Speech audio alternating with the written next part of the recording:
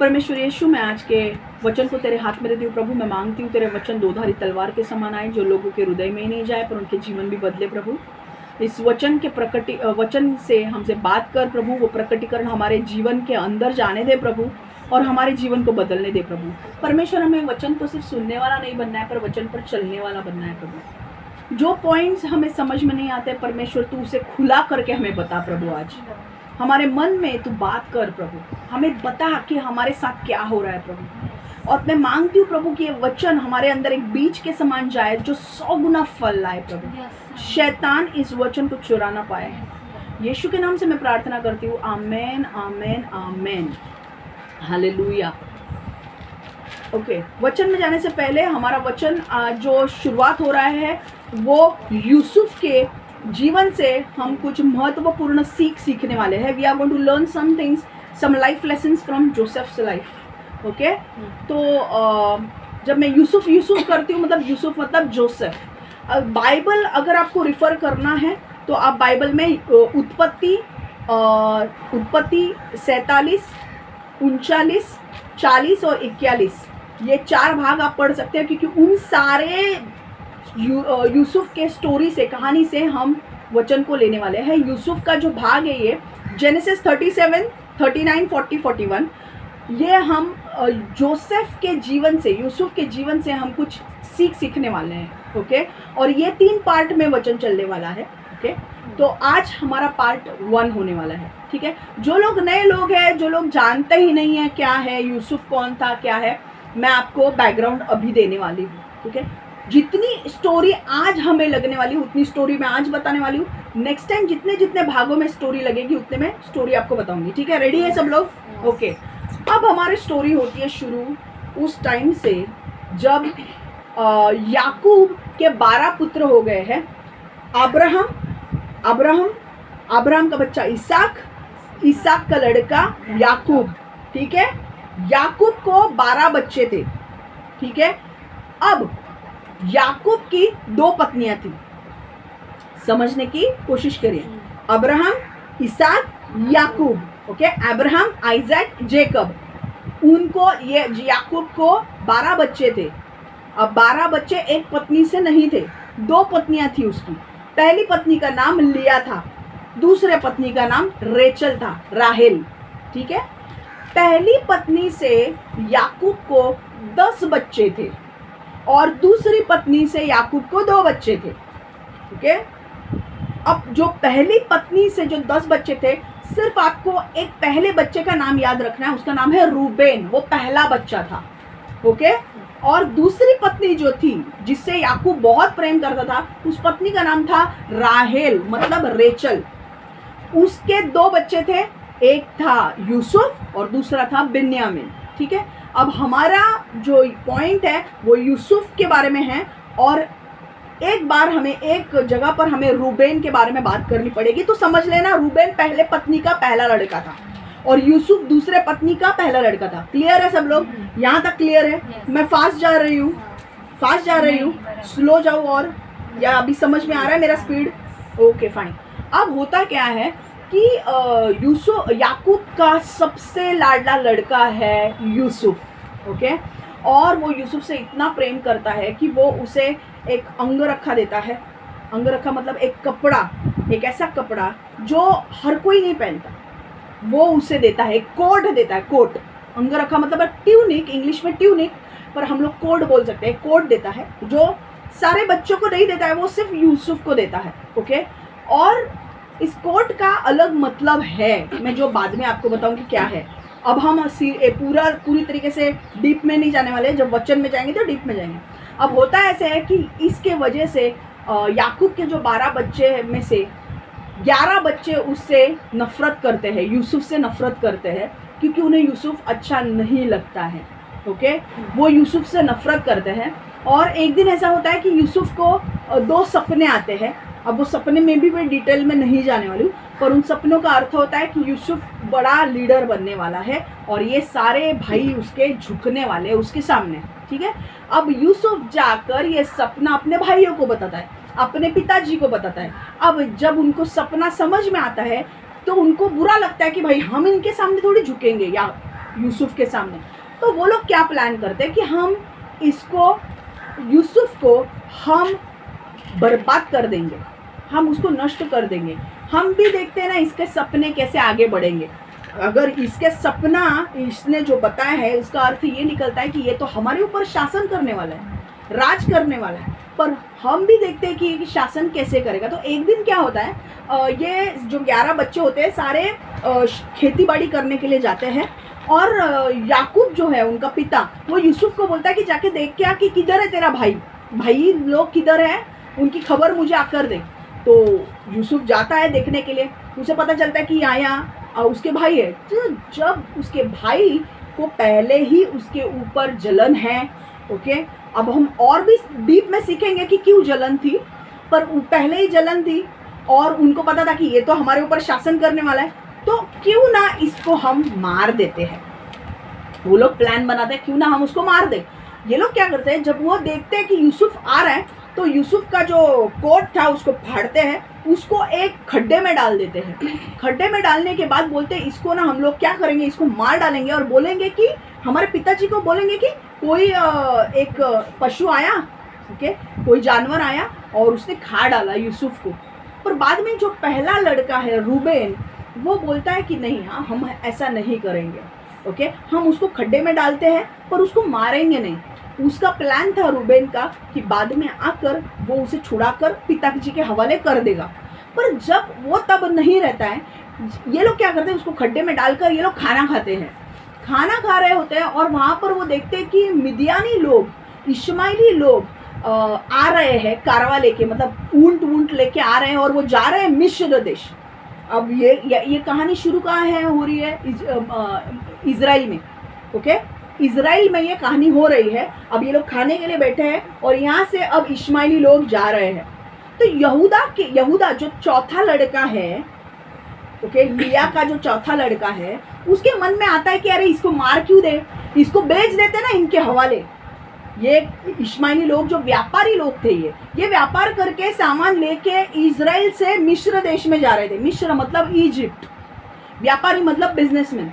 अब वो वहाँ पर व्यापार करने के लिए इजराइल से मिस्र देश में जा रहे हैं। अब यहूदा बोलता है इसको बेच के हम लोग पैसा ले लेते हैं और इसको डाल देते हैं, इनके साथ भेज देते हैं ताकि ये इनकी गुलामी करे। और वो करते हैं वैसे। वो यूसुफ को पैसा लेते हैं और उसे बेच देते हैं और यूसुफ मिस्र देश में चला जाता है। आज का ये जो स्टोरी है वो यहीं पे है। अगले टाइम जब मैं आपको बताऊंगी, जब यूसुफ की कहानी हम देखेंगे, आगे की स्टोरी में ले लूंगी ताकि आपको बहुत ज्यादा बर्डन ना हो। समझा इतना स्टोरी आपको? अब हम प्रकटीकरण की ओर जाएंगे, ठीक है? चलो, पहला पॉइंट, इतना स्टोरी अगर आपको और मैं अभी पूरी पढ़ने के लिए टाइम नहीं है, पर जब आपको टाइम मिले, मैंने सबको मैसेज भी डाला था कि जेनेसिस 37, 39, 40, 41 पढ़ो। तो आप घर पे जाने के बाद आज वापस जेनेसिस 37 एक बार पढ़ो तो आपको क्लियर हो जाएगा, ठीक है? देखो, पहला पॉइंट मुझे बताना है कि परमेश्वर का जो आपके लिए सपना है वो दूसरों में जलन उत्पन्न कर सकता है। पहला पॉइंट ये, यूसुफ के स्टोरी से हम क्या समझते हैं कि परमेश्वर का जो आपके लिए सपना है वो दूसरों में जलन उत्पन्न कर सकता है। God's dream for you can make others jealous of you. God's dream for you can make others jealous. समझ में आ रहा है? परमेश्वर का जो आपके लिए सपना है वो दूसरों में जलन उत्पन्न कर सकता है। अब देखो, कई बार परमेश्वर की योजनाएं हमारे जीवन में मुसीबतें लेकर आती है, ओके? मैंने लास्ट टाइम भी मरियम का कहा था, मरियम तो चुनी हुई थी और उसके जीवन में कितनी मुसीबतें आई। तो कई बार परमेश्वर की हमारे लिए जो योजना होती है वो हमारे जीवन में मुसीबतें लेकर आती है। मैं आपको 2 वजह बताने वाली हूँ अब, जो यूसुफ के भाई क्यों उससे जलन और घृणा रखते थे, ओके? अब यूसुफ के लिए मुसीबतें कौन सी थी कि उसके भाई उससे जलते थे, और यही कारण था कि उसके जीवन में बहुत सारा उथल पुथल था। अब 2 कारण मैं आपको बताने वाली हूँ कि क्यों उसके भाई उससे जलन रखते थे और उससे घृणा करते थे, मतलब गुस्सा करते थे उसके ऊपर। पहला कारण, परमेश्वर की योजना यूसुफ के लिए एक राजा बनने की थी, क्या थी? परमेश्वर की योजना यूसुफ के लिए एक राजा बनने की थी, और परमेश्वर ने यूसुफ को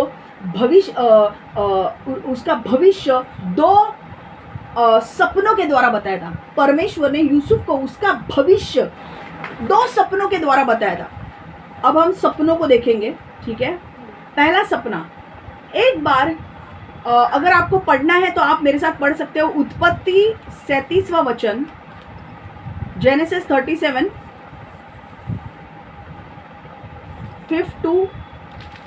5 to 8।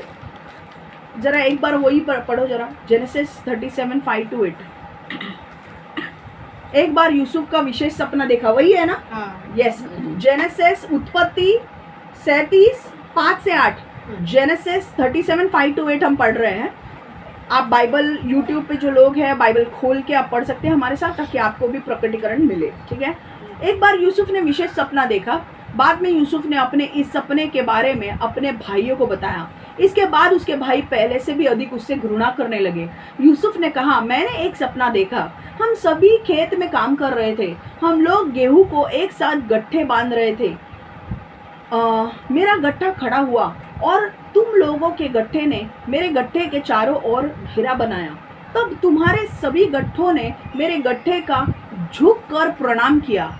उसके भाइयों ने कहा, क्या तुम सोचते हो कि इसका अर्थ है कि तुम राजा बनोगे और हम लोग पर शासन करोगे? उसके भाइयों ने यूसुफ से अब और अधिक घृणा करनी आरंभ की, क्योंकि उसने उनके बारे में सपना देखा था। क्या सपना था देखा? देखो अब मैं बोलती हूँ। सपने में क्या देखा था? सपने में यूसुफ ने देखा कि उसके भाई और वो सब खेत में काम कर रहे हैं और वो गेहूं के गट्ठे बांध रहे थे। गेहूं के गट्ठे कैसे दिखते हैं? ये देखो, जूम पे देखो, जूम पे स्क्रीन शेयर हो रहा है ना? जूम पे गट्ठे दिख रहे हैं? Okay, you can type on YouTube what do you mean by wheat sheaves. Okay, wheat sheaves, you can type on the YouTube and you can see how does it look like. So देखा आपने? गट्ठे देखे आपने? Okay, ऐसे गट्ठे एक एक करके जमा करने के थे। तो ये सारे लोग क्या कर रहे थे? एक खेत में थे, सब लोग काम कर रहे थे। अब यूसुफ ने देखा कि उसका जो गट्ठा था वो खड़ा हो गया एकदम ऐसे, ओके। और बाकी के जो गट्ठे थे, जो उसके भाइयों के गट्ठे थे, उन्होंने उसके गट्ठे को घेर लिया, ऐसे घेर लिया आजू बाजू में, ओके। और बाद में उसने देखा कि उसका गट्ठा ऐसा खड़ा है और बाकी के जो आजू बाजू में जो गट्ठे थे वो झुक गए हैं उसके सामने। वो बाकी के गट्ठों ने सारे झुककर ये इस गट्ठे को प्रणाम कर रहे हैं, ओके। ऐसे झुक गए हैं, ऐसे। समझ में आ रहा है? क्लियर है? इसका मतलब क्या था सपने में? इस सपने का अर्थ था कि परमेश्वर यूसुफ को राजा बनाने वाला था और उसके सारे भाई उसके सामने झुकने वाले थे। ये यूसुफ को जो सपना बताया था, परमेश्वर उसके भविष्य में यूसुफ क्या बनने वाला है, परमेश्वर ने यूसुफ को बताया कि परमेश्वर भविष्य में परमेश्वर तुझे राजा बनाने वाला है। और ये जो गट्ठे जो तेरे सामने झुक रहे हैं, ये गट्ठे नहीं है, पर तेरे 11 भाई हैं जो तेरे सामने झुकेंगे। समझ में आ रहा है? क्लियर है? गुड। दूसरा सपना भी हम देखेंगे। दूसरा सपना, तब यूसुफ ने दूसरा सपना, अगर आपको दूसरा सपना देखना है तो उत्पत्ति जेनेसिस 37, उत्पत्ति 37वां वचन 9 से 10, 9, 10, 11 हम पढ़ेंगे। जेनेसिस 37 9 to 11 हम पढ़ेंगे। आप बाइबल खोल के पढ़ सकते हैं हमारे साथ। तब यूसुफ ने दूसरा सपना देखा। यूसुफ ने अपने भाइयों से इस सपने के बारे में बताया। यूसुफ ने कहा, मैंने दूसरा सपना देखा है। मैंने सूरज, चांद और 11 नक्षत्रों को अपने को प्रणाम करते देखा। यूसुफ ने अपने पिता को भी इस सपने के बारे में बताया, किंतु उसके पिता ने इसकी आलोचना की। उसके पिता ने कहा, यह किस प्रकार का सपना है? क्या तुम्हें विश्वास है कि तुम्हारी माँ, तुम्हारे भाई और हम तुमको प्रणाम करेंगे? यूसुफ के भाई उससे लगातार ईर्ष्या करते रहे, किंतु यूसुफ के पिता ने इस सभी बातों के बारे में बहुत गहराई से विचार किया और सोचा कि उनका अर्थ क्या होगा। समझ में आ रहा है? अब ये दूसरा सपना क्या है? दूसरा सपना उसने देखा कि सूरज, चांद और नक्षत्र मतलब तारे यूसुफ के सामने झुक रहे हैं। तब उसके जो पिता है याकूब ने अनुमान लगाया कि इसका अर्थ ये है कि उसके माता पिता और उसके सारे 11 भाई उसके सामने झुकेंगे। मतलब सपने का अर्थ ये था कि यूसुफ राजा बनेगा और उसके सामने उसके माता पिता और उसके 11 भाई झुकेंगे, और इसी के वजह से उनके अंदर जलन पैदा हो रही थी कि ये राजा बनेगा, या हमारे ऊपर राज करेगा और हम उसके सामने झुकेंगे। पहला कारण समझ में आ गया क्यों उससे जलते थे।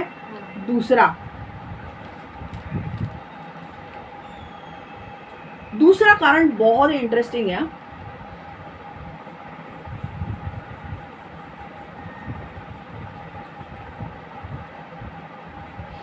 ओके, दूसरी वजह उसके भाई उससे घृणा करते थे वो ये है कि याकूब का सबसे अब बहुत ध्यान देने की बारी है।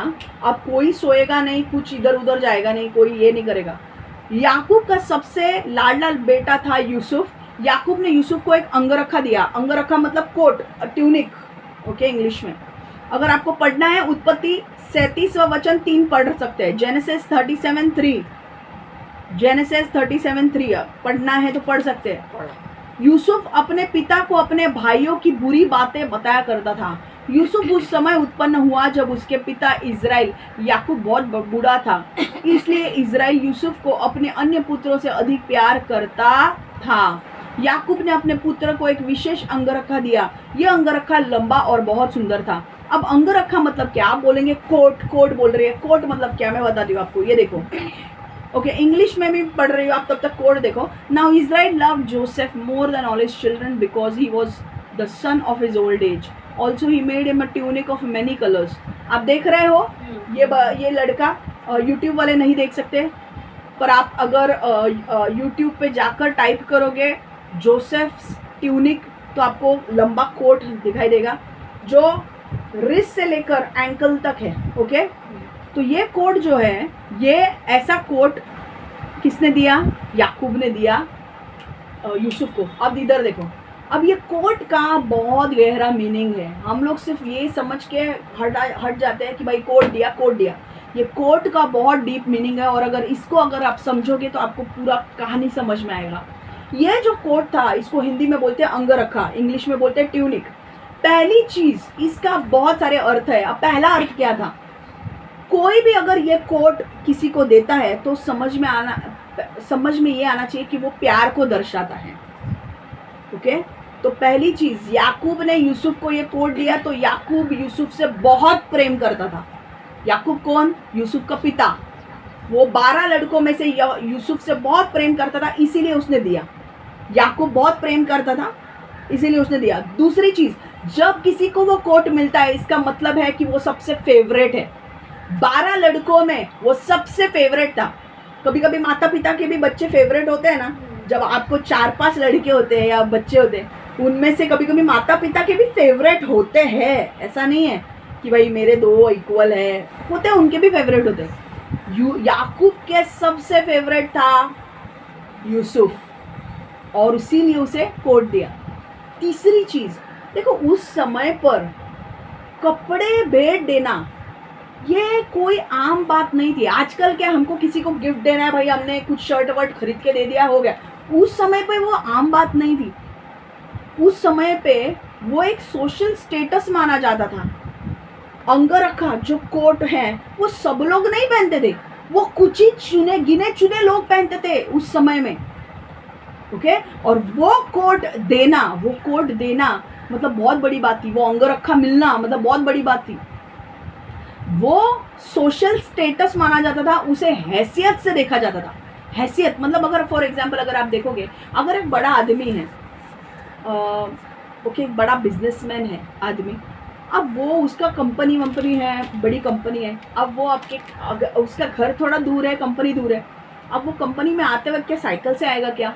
नहीं ना, वो अपने हैसियत से अपनी गाड़ी खरीदेगा और वो कंपनी में आएगा, बराबर कि नहीं? साइकिल से तो आएगा नहीं, वो है कि नहीं?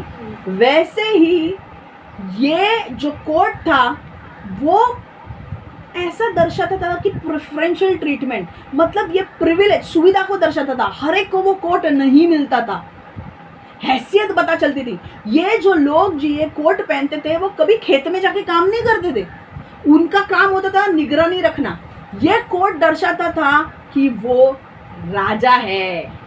देखो याकूब को तो पता भी नहीं था, पर याकूब के मन में क्या आया, परमेश्वर ने क्या मन में उसके डाला, पहले उसको कोट दे दिया। और इस कोट का एक अर्थ क्या है कि राजा लोग ये कोट पहनते थे। तब क्या यूसुफ राजा बन गया था? नहीं, पर पहले ही कोट दे दिया था उसको।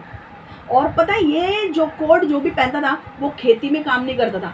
यूसुफ के सारे भाई खेती में काम करते थे, पर यूसुफ को कभी सुना आपने, बाइबल में पढ़ा यूसुफ काम कर रहा था? यूसुफ घर पे था, आराम से बैठा था, और याकूब उसे बताता था जाके देख कर आ तेरे भाई क्या कर रहे हैं। समझ में आ रहा है? ये क्या बताता है? Social status. जब कोई उसको कोर्ट में वो देखता था, उनको समझ में आता था भाई ये बहुत बड़ा आदमी है। समझ में आ रहा है? ये एक छोटा मोटा काम करने वाला व्यक्ति नहीं है। मैं क्यों ये आपको बोल रही हूँ, मैं आ रही हूँ पॉइंट पे। ये अगर पॉइंट समझोगे ना, जिंदगी में यूसुफ की स्टोरी कभी नहीं भूलोगे, बहुत जबरदस्त है। प्रिफरेंशियल ट्रीटमेंट मतलब उसे एक सहूलत मिलती थी। वो कोट पहना मतलब उसके साथ बहुत अच्छी ट्रीटमेंट की जाती थी, लोग उसको बहुत आदर देते थे। समझ में आ रहा है? हाँ। चौथी चीज, ये कोट मिलना मतलब पहलोटे होने का अधिकार मिलना। सी अभी बहुत इंपॉर्टेंट पॉइंट है, ये समझ लो। अभी ये कोट मिलना मतलब एक अर्थ ये है कि इसको पहलोटे होने का अधिकार मिलेगा। अभी पहलोटे होने का अधिकार मतलब क्या है? बर्थ राइट मिलना। ये कोर्ट का एक सिंबल है, बर्थ राइट मिलना, पहलोटे होने का अधिकार। पहलोटे होने का अधिकार मतलब क्या? एक फैमिली में अगर बच्चे हैं, 4 बच्चे हैं, तो जो पहला बच्चा है, पिता गुजर जाने के बाद जो पहला बच्चा है उसको सारे अधिकार घर के मिलते हैं और वो हेड ऑफ द फैमिली बनता है, वो फैमिली का हेड बनता है। ठीक है? अब वो सारे जो भी निर्णय लेंगे सबको मानना पड़ेगा। दूसरी चीज, पिता गुजरने के बाद जो इनहेरिटेंस मिलता है ना, जो विरासत में मिलता है, इसको दुगना मिलेगा। समझ में आ रहा है? दुगना। इसीलिए बर्थ राइट को, पहलोटे होने के अधिकार को बहुत ज्यादा महत्व दिया जाता है। समझ में आया? क्लियर है? अब ये लोगों का क्या अर्थ था कि इसको कोर्ट मिला है तो इसको शायद से ये पहलोटे होने का अधिकार मिलेगा। हालेलुया। समझ में आ रहा है? अब एक चीज क्या थी पता है? रूबेन ने, देखो एक्चुअली वो रूबेन को मिलना चाहिए कि नहीं, क्योंकि सबसे बड़ा लड़का वो है, ये तो 11वां लड़का है, ये रूबेन पहला लड़का है, पर रूबेन को नहीं मिलने वाला था। पता है क्यों? क्योंकि रूबेन ने एक बड़ी गलती कर दी। रूबेन ने अपने पिताजी के जो पिताजी ने, उसके याकूब ने लिया से शादी की, राहेल से शादी की, पर उसके बाद बहुत सारी उपपत्नियां भी थी उसकी, दूसरी पत्नियां भी थी उसकी। रूबेन ने अपनी उपपत्नी के साथ, याकूब के अपने पिताजी के उपपत्नी के साथ शारीरिक संबंध बनाए। He had physical relationship with his step mother, और उसी के वजह से उसका पहलोटे होने का अधिकार परमेश्वर ने छीन लिया, याकूब ने उसे नहीं दिया। और अगर आप पूरी स्टोरी पढ़ते हो, पहलोटे होने का अधिकार यूसुफ को ही मिलता है। समझ में आ रहा है? अब ये 2 कारण समझ में आ गए आपको? इसी के वजह से ये दोनों भाई जलते थे कि एक तो ये राजा बनने वाला है, हमारे ऊपर शासन करने वाला है, और दूसरी चीज ये पहलोटे होने का अधिकार इसको मिलने वाला है, मतलब ये हमारे ऊपर राज करेगा। क्यों? क्योंकि राहेल का पहला लड़का था, रूबेन नहीं गया, पर राहेल का पहला लड़का, इसीलिए इसको मिलेगा। समझ में आ रहा है? और उसने उसका जीवन भी वैसे ही व्यतीत किया। ओके? अब ये 2 चीजों के वजह से उससे जलन, लोग जलते थे, उसके भाई जलते थे उसके ऊपर। अब एक चीज यहां से हमें सीखनी क्या है कि जब आपका कोई दर्शन होगा, जब परमेश्वर ने आपके लिए कोई भी दर्शन रखा होगा, वो दर्शन अगर परमेश्वर के नजर में बहुत बड़ा है तो आपके दुश्मन आपके ऊपर जलेंगे। वो कभी नहीं चाहेंगे कि वो दर्शन आपके जीवन में पूरा हो।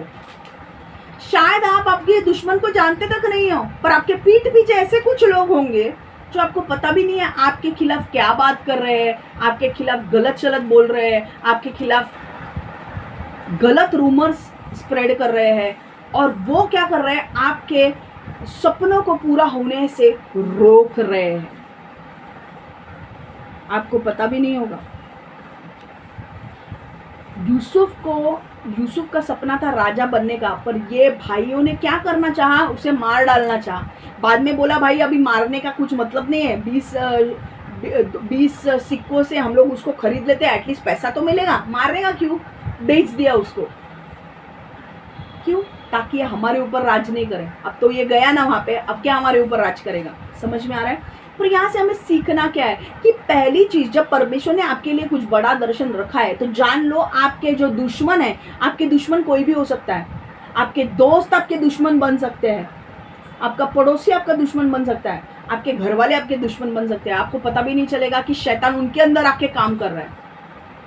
आप जिन लोगों को जानते नहीं है वो भी आपके दुश्मन बन सकते हैं। जिनको आप बहुत अच्छा फ्रेंड समझते हैं वो लोग आपके दुश्मन बन सकते हैं और आपके मकसद को रोकने की कोशिश कर सकते हैं, आपके दर्शन को रोकने की कोशिश कर सकते हैं। पर मैं एक बात बोल रही हूं, कोई किसी को अच्छा लगे हमारे दर्शन के बारे में या ना लगे, कोई जले या ना जले, हमको हमारा दर्शन पूरा करना है।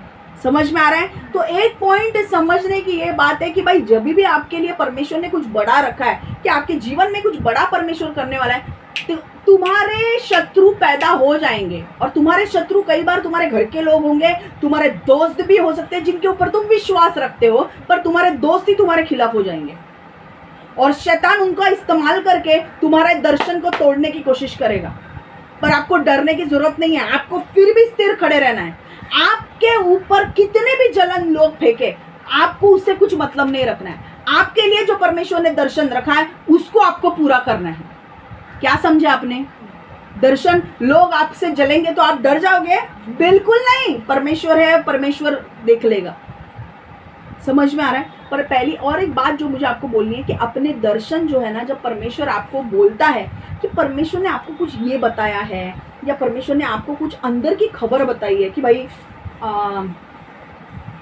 तुम्हारी शादी किसके साथ होने वाली है, या तुम कौन सा बिजनेस शुरू करने वाले हो, या तुम कहाँ जाने वाले हो आने वाले दिनों में, ये सारी चीज़ें हर कोई किसी को बतानी नहीं होती है। मैं आपको सबको यही बोलना चाहती हूँ कि don't tell everything to everybody. Okay? आपको नहीं पता भाई कौन लोग कैसे इंटेंशन से बैठे हैं। सारी चीजें जो परमेश्वर आपको बताता है आपको सबको नहीं बतानी है आपके दर्शन। यूसुफ की गलती ये थी कि यूसुफ ने उसके दर्शन अपने भाइयों को बोले, इसीलिए उसको इतने प्रॉब्लम से गुजरना पड़ा। अगर उसने वो दर्शन किसी को बोला नहीं होता तो आज इतने प्रॉब्लम्स उसके लाइफ में नहीं आते। आपके दर्शन जो परमेश्वर ने आपको बोले हैं सबके साथ शेयर मत करो। तुम्हारे पास्टर के साथ शेयर करो, वरना तुम्हारे पास्टर को छोड़ के सबको बता दो तुम। कुछ लोग हैं और बाद में पास्टर लगता है इसमें से बाहर निकालो, और फिर मुझे उसमें कूदना पड़ता है बचाने के लिए। ये बचाओ रे भाई हमारे लोगों को। सच में मेरे लाइफ में ऐसा हुआ, इसलिए मैं आपको बोल रही हूँ। कुछ लोग पास्टर को तुम्हारे बताओ, क्योंकि तुम्हारा पास्टर तुम्हारे भलाई जानता है। ओके? तुम्हारे भलाई ही सोचता है। पर तुम ऐसे, और मैं ये भी नहीं बोल रही हूँ कि तुम्हारे दोस्तों को मत बताओ, पर तुम्हारे दोस्त कैसे क्या है हमको नहीं पता, और तुम्हारे दोस्त के अंदर कभी आके शैतान काम करेगा पता नहीं। वो तुम्हारे अंदर की इंफॉर्मेशन लेगा और वो इंफॉर्मेशन को रोकने की कोशिश करेगा। उसको पता चलेगा अच्छा ये भाइयों के अंदर कौन सा स्पिरिट काम कर रहा था, जलस स्पिरिट। अच्छा यूसुफ को राजा बनना है क्या? अब हम लोग यूसुफ को मार ही देते हैं, देखते हैं हम लोग उसके सपने का क्या होता है। जब परमेश्वर, इसलिए मैं बोलती हूँ चुप बैठो।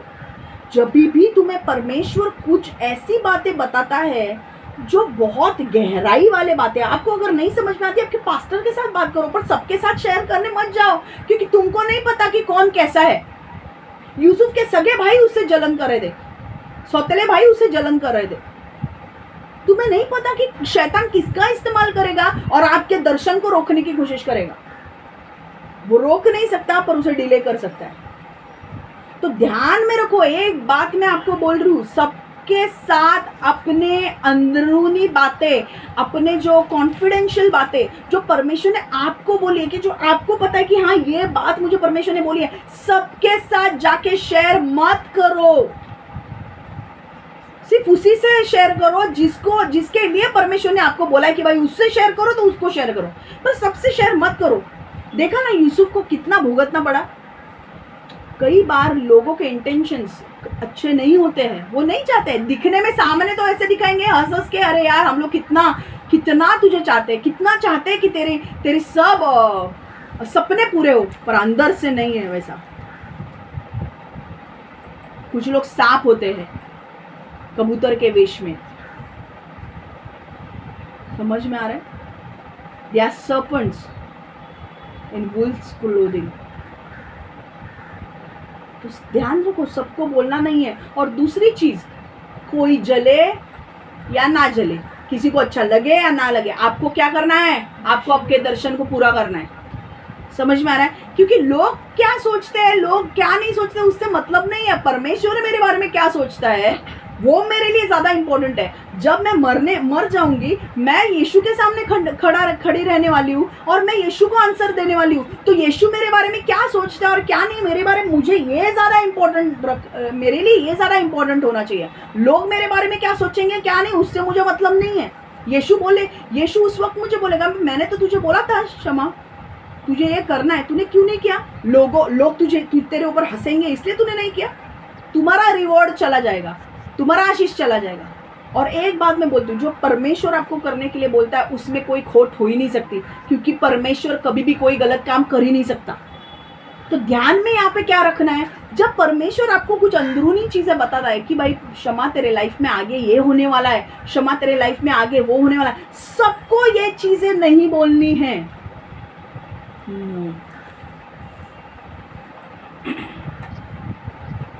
प्रेयर करो उन चीजों के बारे में, अपने पास्टर के साथ शेयर करो, क्योंकि तुम्हारा पास्टर डेफिनेटली वो आपकी भलाई चाहेगा, पर सबको जाके मत बताओ, ठीक है? दूसरा पॉइंट समझ में आ रहा है क्या? तो कोई जले या ना जले, किसी को अच्छा लगे या ना अच्छा लगे, आप अपना दर्शन पूरा करोगे या नहीं करोगे? क्यों करोगे? क्योंकि आपके लिए महत्व क्या है? परमेश्वर यीशु महत्वपूर्ण है, राइट है ना? आपके दोस्त क्या सोचते हैं वो आपके लिए महत्वपूर्ण नहीं होना चाहिए। दूसरा पॉइंट, आपके लिए परमेश्वर की योजना को कोई नहीं रोक सकता। हालेलुया! ये पॉइंट जान के आपको बहुत खुशी होगी। आपके लिए परमेश्वर की योजना को कोई नहीं रोक सकता। परमेश्वर ने जो आपके लिए योजना रखी है उसे कोई रोक नहीं सकता। Nothing can stop God's plan for you, nothing can stop God's plan for you. अब ये देखो क्या है, यूसुफ के भाइयों ने परमेश्वर की योजना को नष्ट करने की कोशिश की। कैसे? उन्होंने यूसुफ को, जब इश्माइली लोग आ रहे थे, उसे बेचने की कोशिश की और यूसुफ को बेच दिया 20 चांदी के सिक्कों के लिए। 20 चांदी के सिक्के लिए यूसुफ को बेच दिया और यूसुफ उन व्यापारियों के साथ कहाँ चला गया? मिस्र देश में चला गया। समझ में आ रहा है? अब वहां पर यूसुफ क्या काम करने वाला था? व्यापारी लोगों के पास गुलामी करने वाला था उनकी। समझ में आ रहा है? गुलामी करने वाला था। अब देखो एक चीज, उनके कार्यों ने, ओके, यूसुफ के भाइयों के कार्यों ने यूसुफ को सही जगह पर लाया जो परमेश्वर की योजना में था। हालेलुया! देखो, परमेश्वर ने यूसुफ के भाइयों ने क्या बोला? हम इसको बेच ही देते हैं ना, इसको इस देश में रखते ही नहीं है, इसको दूसरे देश में भेज देते हैं, कैसे हमारे ऊपर राज करेगा देखते। 20 चांदी के सिक्के लिए इसको भेज दिया, ये गुलामी करने के लिए जाएगा। किधर? मिस्र देश में। पर इनको ये पता नहीं था कि परमेश्वर की योजना यूसुफ के लिए राजा बनने की थी, और वो भी मिस्र देश में। मतलब God wanted Joseph to be a king in Egypt. मिस्र मतलब इजिप्ट, और वही परमेश्वर को वही चाहिए था कि यूसुफ कहाँ जाए? मिस्र में। तो क्या हुआ? उसके भाइयों ने जो काम किया, उन्होंने क्या किया? उसने आधा काम परमेश्वर का करके दिया। उन्होंने परमेश्वर को मिस्र में ही लेकर जाना था, पर उसके भाइयों को बोला, परमेश्वर ने बोला, अच्छा तुमको बहुत लड़ाई झगड़े करने हैं ना यूसुफ के साथ, ठीक है करो, पर उसको वहीं पे भेजना है जहाँ पे मैं उसको भेजना चाहता हूँ। तुम उसको बेचोगे कहाँ पे? मिस्र देश में। समझ में आ रहा है? उनके कार्यों ने यूसुफ को सही जगह पर लाया जो परमेश्वर की योजना में था। यूसुफ मिस्र में पहुंच गया और परमेश्वर उसके लिए वही योजना थी। हालेलुया। परमेश्वर को यूसुफ को राजा बनाना था, पर वो कहाँ का राजा बनने वाला था? मिस्र का। हालेलुया। तो इनडायरेक्टली क्या किया? यूसुफ के दुश्मनों ने ही उसे मिस्र में भेज दिया जहां पर वो राजा बनने वाला था। परमेश्वर तुम्हारे दुश्मनों का इस्तेमाल करेगा तुम्हें आगे बढ़ाने के लिए। हालेलुया। अगर ऐसा सब किया नहीं होता तो शायद से यूसुफ जाता ही नहीं। इजराइल क्यों छोड़ता वो? उसको तो कोर्ट मिला था, उसको तो सब कुछ मिलने वाला था, उसको तो बर्थ राइट भी मिलने वाला था, पहलौठे होने का अधिकार। यूसुफ लगता है आपको जाता वहां पे, पर क्योंकि उसके साथ ये हुआ वो गया मिस्र में। हालेलुया। तो कई बार परमेश्वर आपके दुश्मनों का इस्तेमाल करेगा आपको ऐसे जगह पर लेकर जाने के लिए जहां पर आप खुद नहीं जाओगे। आमीन।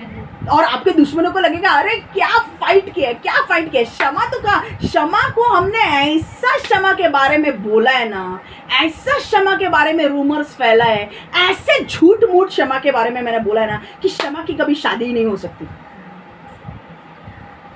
पर परमेश्वर जानता है तुम कितना भी कुछ भी बोलो, मेरी प्यारी मेरी बेटी जो क्षमा है ना, मैं उसकी सही समय पर शादी करवा के ही लूंगा। और कैसे करनी है, कहाँ करनी है, किसके साथ करनी है, मुझे सब पता है और मैं उसे अलाइन कर रहा हूँ उन चीजों को। तो कोई मेरे पीठ पीछे कितना भी कुछ बोले, परमेश्वर बोल रहा है तू सिर्फ बोल, मेरे बेटी के बारे में बोल और मैं सच्चाई सामने लाऊंगा। मेरे बेटी के मुंह में मैं ऐसे शब्द दूंगा जिससे सच्चाई बाहर आएगी और लोगों को समझेगा कि मेरी बेटी सच्ची है। हालेलुया। कितना भी कुछ होने दो। समझ में आ रहा है? मैं आपको यूसुफ के हिसाब से एक उदाहरण देके आपको बोल रही हूँ। समझ में आ रहा है?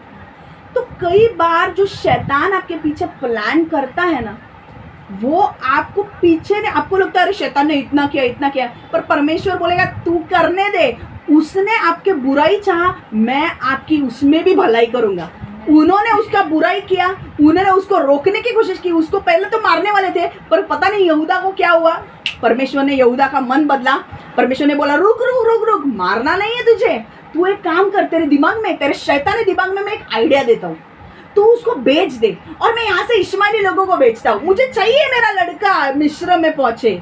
अब बराबर वो इश्माइली व्यापारी वहीं से जा रहे हैं। उन्होंने यूसुफ को लिया, बेच दिया 20 सिक्के में। और यूसुफ कहाँ गया? मिस्र देश में, जहां पर उसकी डेस्टिनी उसे बुला रही थी। Hallelujah. It's a blessing to be a place where God has destined you to be. Hallelujah. ये एक आशीष है कि जो उस देश में रहना जहां पर परमेश्वर ने तुमको बुलाहट दी है, बुलाया है रहने के लिए। हालेलुया। समझ में आ रहा है? देखो, their actions only caused Joseph to be in the right place, which was God's will. They brought Joseph to Egypt, which was God's will. उत्पत्ति 37, 27 और 28 वचन हम पढ़ेंगे। हम लोगों को अधिक लाभ तब होगा जब हम उसे इन व्यापारियों के हाथ बेच देंगे। अन्य भाई मान गए। जब मिद्यानी व्यापारी पास आए, भाइयों ने यूसुफ को कुएं से बाहर निकाला। उन्होंने 20 चांदी के टुकड़ों में उसे व्यापारियों को बेच दिया। व्यापारी उसे मिस्र ले गए। Hallelujah. Come, let us sell him to Ishmaelites, and let not our hand be upon him, for he is our brother and our flesh. And his brother listened. Then Midianite traders passed by. So the brothers pulled Joseph up and lifted him out of the pit and sold him to the Ishmaelites for 20 shekels of silver. And they took Joseph to Egypt. Hallelujah. यहाँ से हम क्या सीखते हैं? पहली चीज, जो परमेश्वर ने आपके लिए रखा है उसे कोई छीन नहीं सकता। जो परमेश्वर ने आपके लिए रखा है उसे कोई छीन नहीं सकता। जो परमेश्वर की योजना जो आपके लिए है उसे कोई नष्ट नहीं कर सकता। जो परमेश्वर की योजना आपके लिए है उसे कोई नष्ट नहीं कर सकता। शैतान परमेश्वर की योजना में बाधा डाल सकता है, देरी ला सकता है, पर उसे रोक नहीं सकता या नष्ट नहीं कर सकता। शैतान परमेश्वर की योजना में बाधा डाल सकता है या उसमें देरी करने की कोशिश कर सकता है, पर वो उसे रोक नहीं सकता, उसे नष्ट नहीं कर सकता। समझ में आ रहा है? तो अगर आपको ऐसा लग रहा है कि अरे यार लोग मेरे पीठ पीछे क्या बोल रहे हैं, क्या होगा, ये क्या होगा, अरे रुको, परमेश्वर के प्लान्स अटल है। परमेश्वर के प्लान्स को कोई, आपके लिए जो परमेश्वर ने रखा है उसको कोई छीन नहीं सकता। हाँ, प्लान पूरे होने में थोड़ा देर लग सकती है, पर शैतान उसको रोक नहीं पाएगा। एक समय आएगा जब जो परमेश्वर ने आपके जीवन में सोचा है वो पूरा होगा। हालेलुया। देखो, अगर परमेश्वर ने आपको कुछ दर्शन दिया है तो शैतान उस दर्शन को पूरा करने के लिए देरी कर सकता है। ओके, थोड़ा देरी डाल सकता है, थोड़ा देरी लगा सकता है, थोड़ी बाधा डाल सकता है। आप जानते हो कौन सी बाधा आपके जीवन में आ रही है। अरे आपको ऐसा लगेगा कि यार क्या यार, परमेश्वर ने, मुझे ये चीज़ पहले पता थी पर मैंने वो की नहीं, मेरा दिमाग पता नहीं क्यों मैंने वो किया नहीं, मैं कहीं और भटक गया और मैं कुछ और ही करने लगी। और बाद में पता चलता है कि अरे यार मेरी योजना तो इसी के लिए थी, परमेश्वर ने पहले ही मुझे बोला था कि ये करने के लिए, पर मेरे दिमाग कैसे भटक गया और मैं दूसरे चीज़ों के बारे में ही सोचने लग गया और मैं करने लगी, क्योंकि शैतान ने आपका दिमाग भटकाया। जो राइट चीज़ है उससे दिमाग भटकाया और थोड़ी देर के लिए वो प्लान में डिले लाया। शैतान ने आपके प्लान में थोड़ा डिले लाया। हाँ, देखते हैं ना, थोड़ा डिले लाके हम लोग विश्वास परखते हैं, थोड़ा विश्वास इनका परखने दो। शैतान ने डिले लाया, बाधा लाई,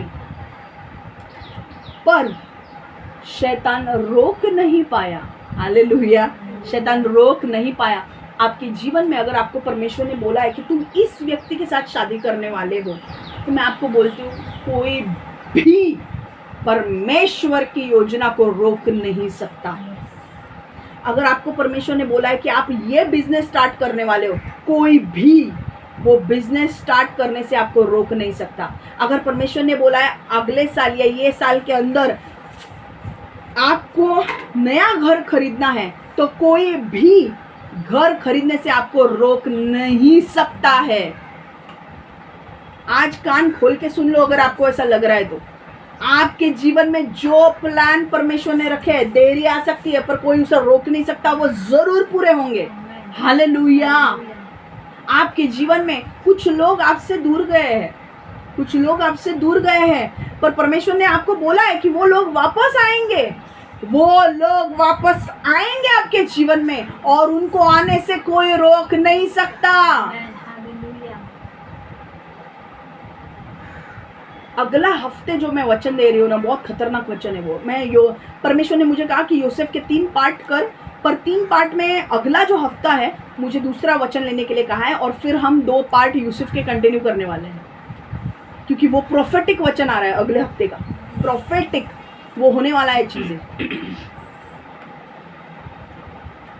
ओके, तो आपने क्या समझा? शैतान रोक सकता है क्या? नहीं, कभी भी नहीं रोक सकता। बाधा डाल सकता है, देरी कर सकता है कि नहीं? पर रोक सकता है परमेश्वर की योजना को? बिल्कुल नहीं।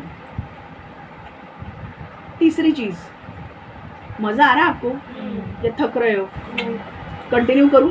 एक ही पॉइंट है और। कभी कभी आपके जीवन में पीढ़ीगत श्राप काम करते हैं। Sometimes generational curses are at work in your life. कभी कभी आपके जीवन में पीढ़ीगत श्राप काम करते हैं। Sometimes generational curses are at work in your life. इसका मतलब क्या है? देखो, मैं समझाती हूँ। कई बार हमें उन श्रापों का सामना करना पड़ता है जो हमारे पीढ़ियों से चले आ रहे हैं। कई बार हमें उन श्रापों का सामना करना पड़ता है जो हमारे पीढ़ियों से चले आ रहे हैं। Sometimes we have to face those curses which are generational.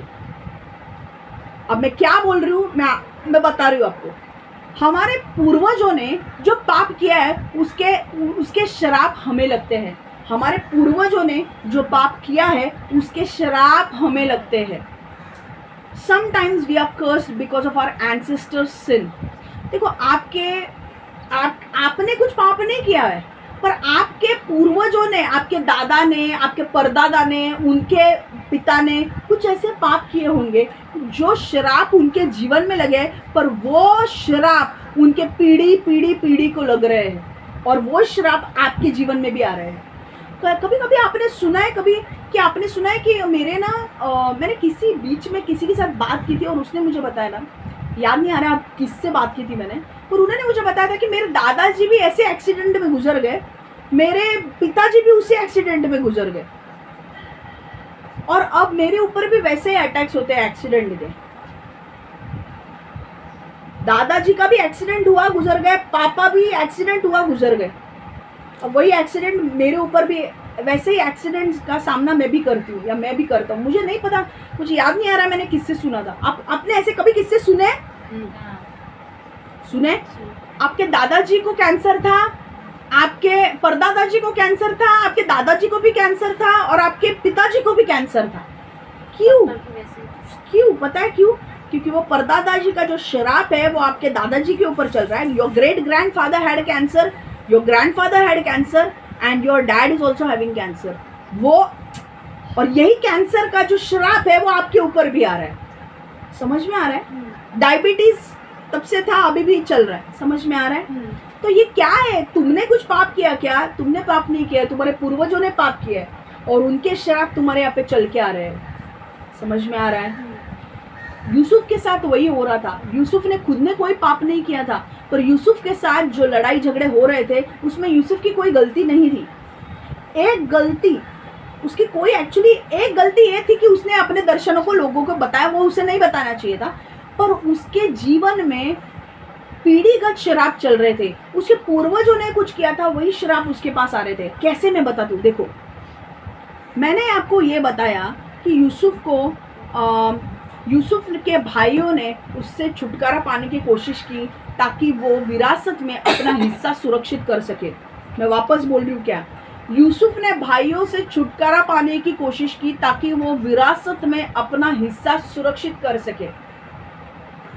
Yusuf को एक, अभी क्या समझ में आना है? देखो, यूसुफ को आपको पता है अंगरखा मिला था, कोर्ट मिला था, और वो कोर्ट का मीनिंग क्या था? वो मीनिंग ये था कि उसको पहलौटे होने का अधिकार मिलेगा। पहलौटे होने का अधिकार मतलब बर्थ राइट। बर्थ राइट मतलब क्या?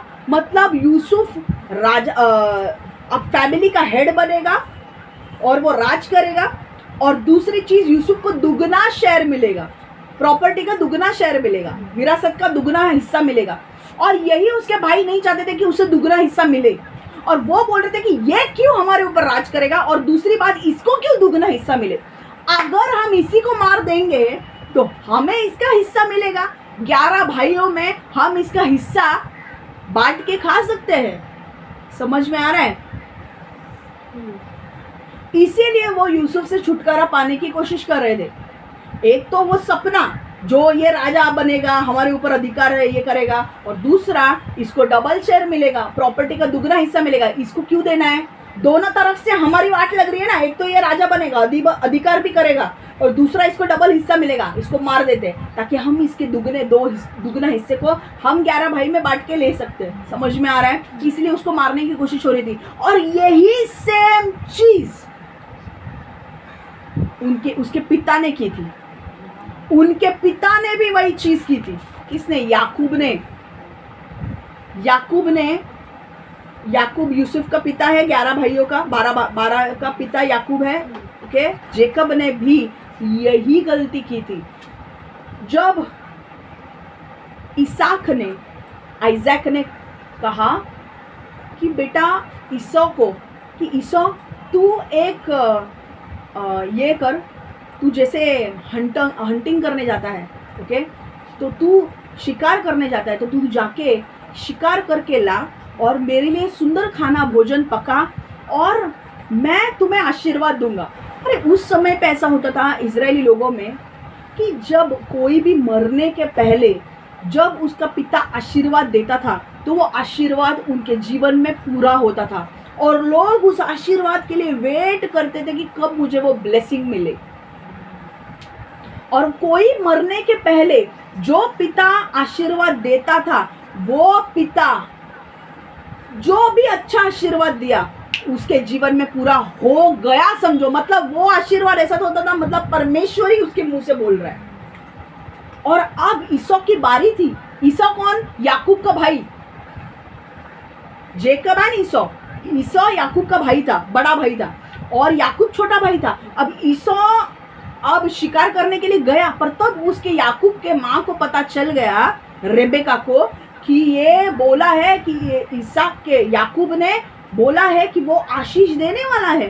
तो वो चाह रही थी कि मेरे बेटा तू जल्दी से जल्दी एक शिकार करके ला, मैं वैसा ही खाना बनाती हूँ जैसे तेरे पिता को अच्छा लगता है, और उसके सामने रख दो, और तुम एक कोट पहन लो, क्योंकि ईसो जो था वो काफ़ी बालों वाला व्यक्ति था। तो उसने बोला एक कोट पहन लो जिससे पता चलेगा कि उसके ऊपर बाल है। और याकूब का क्या था, वो उसकी उम्र हो गई थी, उसे दिखता नहीं था, तो याकूब को क्या समझेगा कि कौन आया है।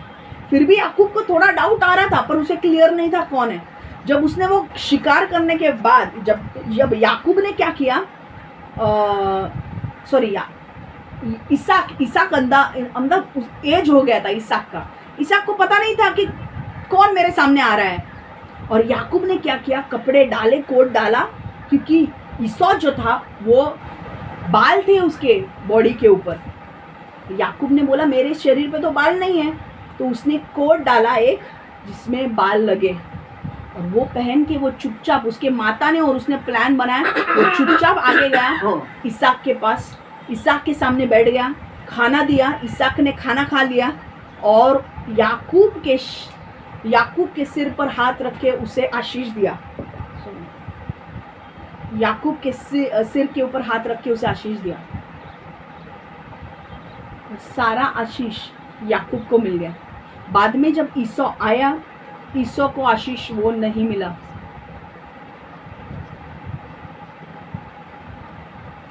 और यही शराब जो याकूब ने अपने भाई के साथ किए थे, वही शराब है कि नहीं, डिसेप्शन का शराब था, मतलब झूठ मूठ का बोलना, झूठ मूठ की चीजें करना।